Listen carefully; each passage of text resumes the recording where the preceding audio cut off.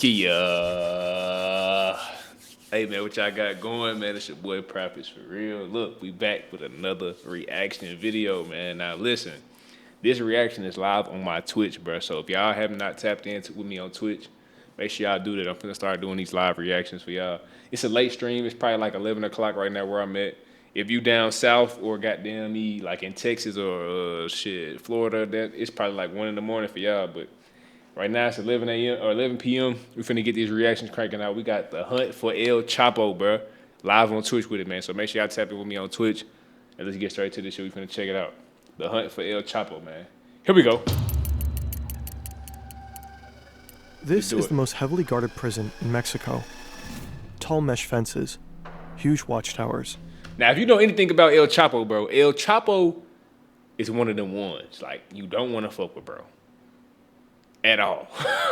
At all. The area is a no-fly zone. This prison he didn't escape from prison like hella times. He didn't. Yet today, someone will escape. This someone happens to be the world's most powerful drug lord, El Chapo.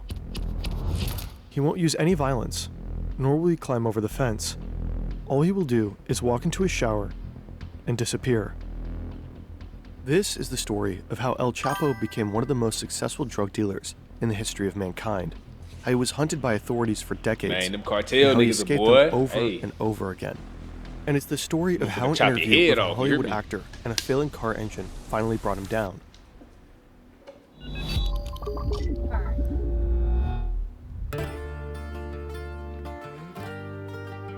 I'm gonna post this to this link on my story right quick. Joaquin Archivado Guzman Loera was born on April 4th, 1957, in a poor family in a poor neighborhood, the village La Tuna in Mexico's Sierra Madre Mountains. Boys here don't grow up wishing to be astronauts, firefighters, or doctors. They want to become drug traffickers.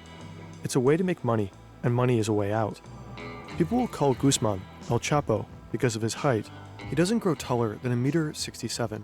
El Chapo drops out of school early. He doesn't even finish elementary school. Instead, he spends his time working on the marijuana and poppy fields, a family tradition. From a young age, El Chapo is extremely ambitious. He makes friends with big names in the local drug scene, determined to rise through the ranks of Mexican organized crime. First, he becomes a so-called problem solver. Whenever a truckload of drug shipment misses schedule, El Chapo eliminates the person responsible. His uncompromising attitude makes him trustworthy, and he grows close to the kingpin of the Guadalajara cartel. When the boss is arrested, El Chapo keeps the business running, ultimately setting up his own organization with other traffickers, the Sinaloa cartel. I'm locked in. He organizes planes, trucks, and rail cars to deliver cocaine and heroin into the United States, and he even builds border-crossing tunnels. Hold on. What?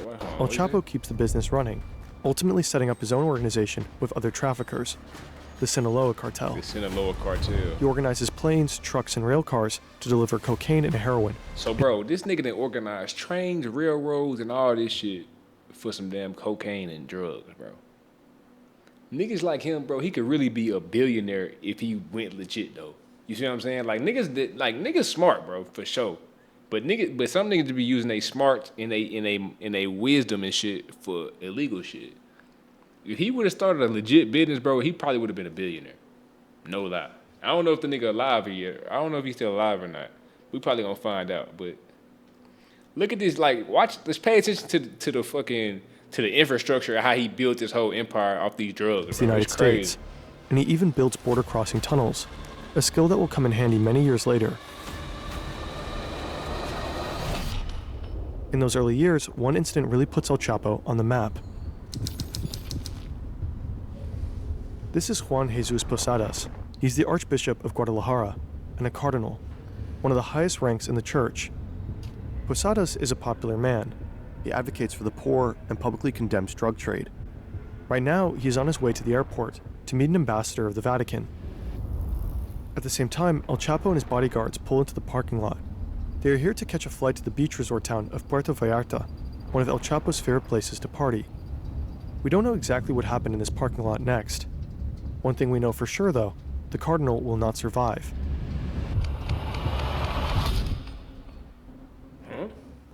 This is the official version. These brothers run a drug trafficking operation out of Tijuana. They are at war with El Chapo and his cartel. They fight over drug running territory, and somehow they get wind that El Chapo is going to be at the airport that day. So one of the brothers and a group of gunmen rush there to ambush him. When they spot him and his bodyguards, they step out of their cars and open fire. At the airport? El Chapo and his men run toward the terminal building, taking cover behind cars in the Bro, that's how you know this shit gets serious. Niggas pull up to the airport with all the security, with all the police, all the cameras. Niggas pulling up to the airport and dumping them hoes. That's crazy, bro. It's raining bullets, but somehow they manage to escape without getting hit. The failed assassination leaves 7 people dead, among them the Cardinal. Damn. This is the version of events that authorities will publicly report. Posadas was caught in the crossfire. Wrong time, wrong place. But there are doubts about this story. His death doesn't appear like a coincidence. Forensic experts will later say it's likely that the gunman killed the Cardinal deliberately. He was shot 14 times, from close range.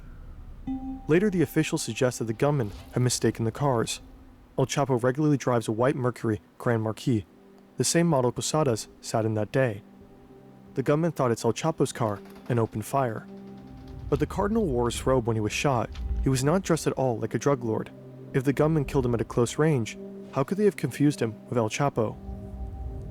Years later, the successor of Posadas will make a serious accusation. He claims the murder of the Cardinal was a crime of the state. Se trató de un crimen de Estado, perpetrado por la Policía Judicial Federal, es decir, por la Policía de la PGR. Yeah, bro, them He governments, believes bro, the they be police on carried that, out the bro. killing for the Mexican government. They will do that. Posadas had accused government officials of having ties to these cartels. Up to this day, it remains a mystery. What really happened in 1993 at Guadalajara Airport?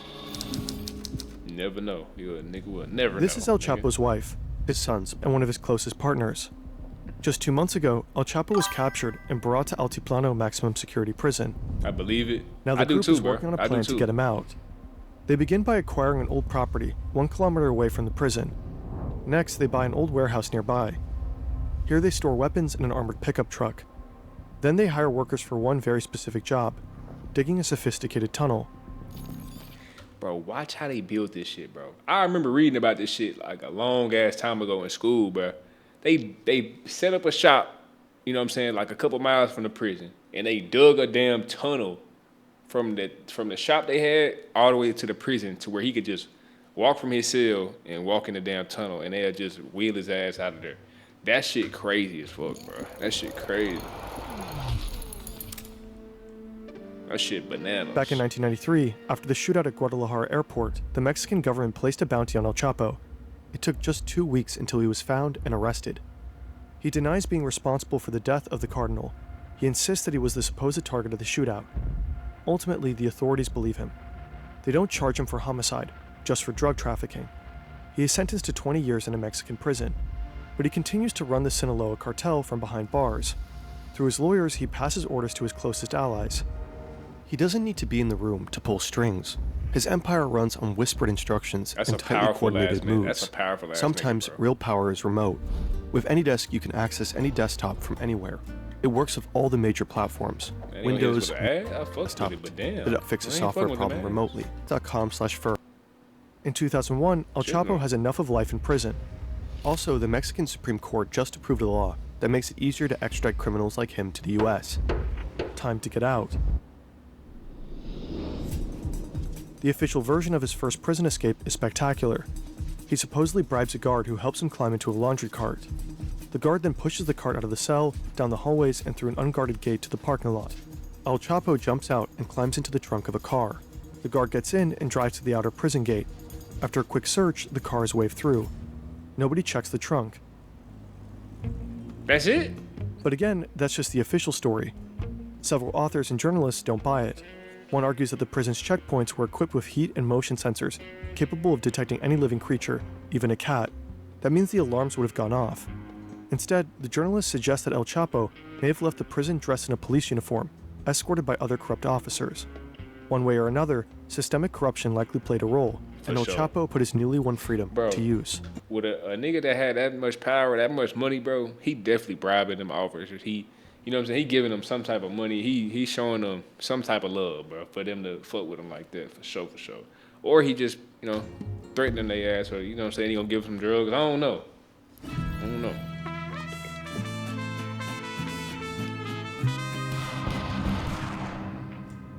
In the following years, the Mexican cartel landscape changes dramatically. In 2002, the leader of the Tijuana cartel is killed in a shootout with police. One of the brothers who had supposedly tried to assassinate El Chapo at the airport. A year later, the leader of the Gulf cartel is arrested. Two major cartels are now without leadership. El Chapo sees an opportunity. He pushes into Tijuana and Gulf territory, triggering brutal fighting. Nuevo Laredo, an area along the US-Mexican border, practically turns into a war zone. Former forces of the Mexican army begin working for El Chapo. They clash with what's left of the Gulf cartel, whose core fighters were partly trained by the US. Early on, the violence results in more than 1,000 deaths, many of them civilians. And that's only the beginning. In 2006, Felipe Calderón becomes Mexico's new president. Determined to crack down on organized crime, he declares war on the cartels and deploys the military. The violence escalates dramatically. Between 2007 and 2014, over 160,000 people died in the course of the war on drugs in Mexico. Shit! In these years of bloodshed, Each tombstone equals 100 deaths. 50,000 people died Nigga, they was in the course of dropping the their war on ass. drugs in Mexico. Damn. In these years of bloodshed, El Chapo rises. He becomes the world's most wanted criminal, transforming the Sinaloa cartel into one of the most powerful criminal organizations in history. It becomes the top supplier of drugs to the United States: cocaine, heroin, methamphetamine, and fentanyl. El Chapo's cartel operates in 50 countries and generates billions of dollars in profits each year. In turn, That nigga said billions. Did bro just say billions? Or am I tweaking? operates in 50 countries and generates billions of dollars in profits each year. In turn, El Chapo becomes extremely wealthy, So he is a eventually billionaire. making Forbes' list of the world's billionaires. No wonder it's hard to keep him locked up. Damn. So he is a billionaire. What the hell was I talking about at the beginning? That nigga got drugs going in 50 different countries? How is that even possible, bro? Bro, what I don't understand is, bro, you got this crazy ass operation, but don't nobody know about it. You making $1 billion, but don't know, you can't tell nobody for real, cause it's drug, it's illegal. You see what I'm saying? So like, how the hell? You see what I'm saying, bro? Like, how the hell can a nigga make $1 billion off drugs and you can't even tell nobody? That's some shit, bro. Like that's real. You know what I'm saying? Like that's Becomes crazy. extremely That's wealthy, crazy. eventually making Forbes' list of the world's billionaires. No wonder it's hard to keep him locked up. Yeah, nigga do anything for $1 billion, nigga. El Chapo's rescue commando needs to know the exact location of his prison cell, so they smuggle a GPS watch into his prison cell, disguised as a food item. Now the workers know in what direction they need to dig. Over the span of a year, they dig a sophisticated tunnel, a carefully planned complex construction costing approximately $5 million to make. Wow. The tunnel is 1.5 kilometers long and 1.70 meters high. It is reinforced by a wooden frame. There are lights and even a ventilation system. Digging a tunnel creates a lot of dirt, so the workers build a rail system with a motorcycle adapted to it to move the dirt out of the tunnel. The construction is also supposed to function as an escape vehicle later on. But how did El Chapo end up in El Altiplano? Nigga, they got lights, ventilation, and a motorcycle in that bitch. What the fuck? But how did El Chapo end up in El Altiplano in the first place?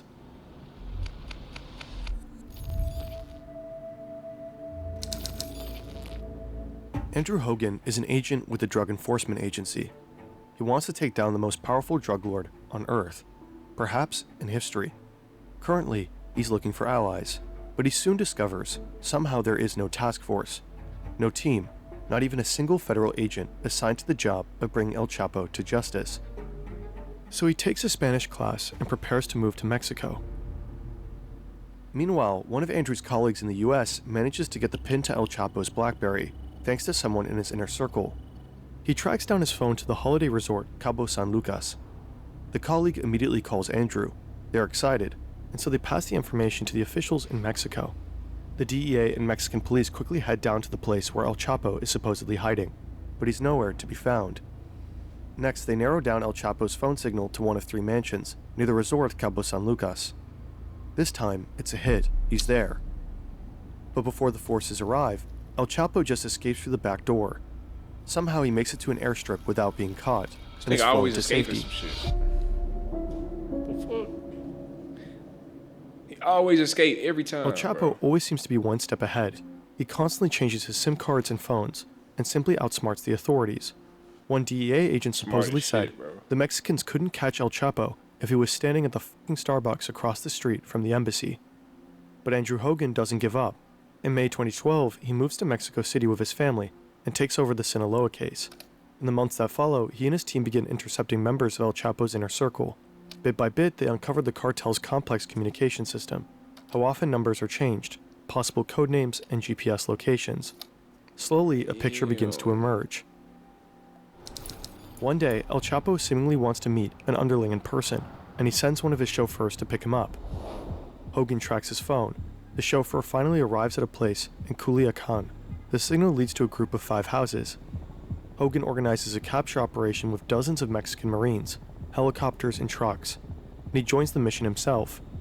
They surround the property and storm inside.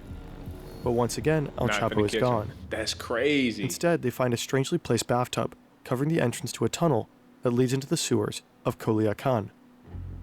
But this time, the Marines manage to stay on El Chapo's tail. 3 days later, they find out that one of his men had driven him to the coastal town of Mazatlan to a hotel. We're doing some The reaction Marines right now. enter the 4th floor of the hotel.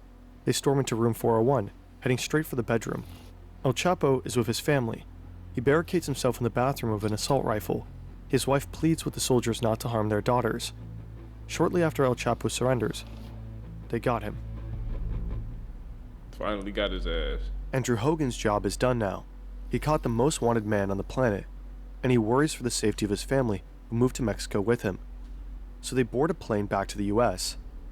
Meanwhile, El Chapo goes to Altiplano. The US is pushing hard for his extradition. This would likely be his doom, the end of his reign. Time for another tunnel. Bro, you know how smart you gotta be to constantly escape from the fucking police, and you the most wanted man in the fucking world? You know how smart you gotta be, bro? You know how calculated you gotta move? You can't just be out here moving loose, bro. That's a smart ass dude, bro. I ain't gonna lie, bro. The rescue team and the workers managed to locate the exact spot of El Chapo's cell shower. They build a 10-meter vertical passageway that connects the tunnels to the cell, including a ladder. All this digging and drilling creates a lot of noise. Several inmates are complaining, but the guards ignore them. El Chapo's rescue team manages to complete the 5 million tunnel directly into his prison cell, without anyone interfering. All that's left is breaking through the cell floor, and thus comes the day. El Chapo sits on his bed. A surveillance camera monitors him closely. The camera also records audio. You can hear television, the volume is turned up. But you also hear loud banging noises. Probably someone is breaking through the cell floor. Next, El Chapo begins to pace up and down in his cell. After some time, he walks to his shower stall, bends over, and goes back to his bed. He removes his shoes, sits for a second. Then he walks behind the shower wall. And he gone. And simply disappears. Damn. He squeezes through the hole in the ground. It's just 50 by 50 centimeters wide. 1 meter below, he finds footing on a ladder. He climbs down 10 meters into the ground until he reaches the tunnel. Someone is already waiting for him, likely his wife's brother. That's hard. The rescuer bro. sits on the motorcycle on rails. Tough. El Chapo climbs on behind him. Together they make the 1.5 kilometer ride to the other end of the tunnel. When they arrive, El Chapo and his companion climb up a small ladder through the exit shaft. They end up in an unfinished house, covered with construction material. An ATV is parked outside. They drive a short distance to a warehouse and switch to an SUV. Then they drive for 2 hours, until they arrive at an airstrip. A plane is already waiting. Damn, he got the plane, he got the motorcycle. Like, bro, you see how calculated this shit is, bro? Flight to Sinaloa. Damn. That's crazy. 2 months later, one of El Chapo's sons posts a tweet. "I'm doing fine here. You already know with whom." Attached is a photo, presumably with his father. The tweet is tagged with a location, Costa Rica. Let's back up for a second. Some things about this spectacular escape just don't add up. There's video footage of guards watching their screens as El Chapo disappears, yet it takes them 20 minutes to check his cell. They even wait a few more minutes before they finally enter and check the escape hole. Also, it seems unlikely that building such a tunnel truly went unnoticed, after all inmates actively complained about the drilling noise. A large majority of Mexicans believe the escape was an inside job. Had to Shortly be. after El For Chapo's sure. second prison escape, Bro, the prison nigga is a billionaire, bro. Like, how could it not be an inside job? He definitely paying niggas to, you know what I'm saying, little hush money on the side, bro. He definitely paying the guards and shit. Cause bro, all that damn drilling, he said they was building a tunnel for months, damn near a year probably. I think he said they was building a tunnel for like a year. warden and 2 other officials were fired. Next, 4 Mexican officials were charged. 2 were members of Mexico's Secret Service, based at the prison. The other 2 were guards who sat in the control room, monitoring El Chapo's cell. The accusation is that they bought El Chapo valuable time by not raising the alarm once the drug lord was gone. And El Chapo, he again becomes one of the most wanted criminals on Earth. The pressure to finally bring him to justice is higher than ever. The hunt is on. Then El Chapo makes a crazy move. He knows he's considered a legend in Mexico, and he wants even more fame. A movie about his life on the big screen. Sean Penn is already involved in a production about him, along with Mexican actress Kate del Castillo.